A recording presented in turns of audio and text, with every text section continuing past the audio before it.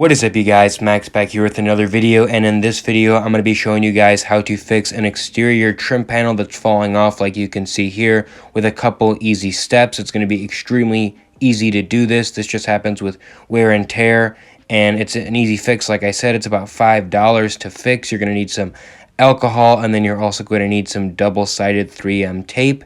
So both these are extremely inexpensive items, and you probably already have them in your house potentially. So with the alcohol, you want to just put it on a towel or a napkin. And this part you just want to clean. The prep is probably the most important part for this little step-by-step tutorial, so you guys can see how much dirt's on there. But just scrub pretty good, make sure it's clean. Then you can pull out the 3M tape and then just unravel it, take it out the box. And then obviously depending on how much you need, you can just measure, but in this case you don't need that much. So you're going to stick it on where it needs to go on the actual panel.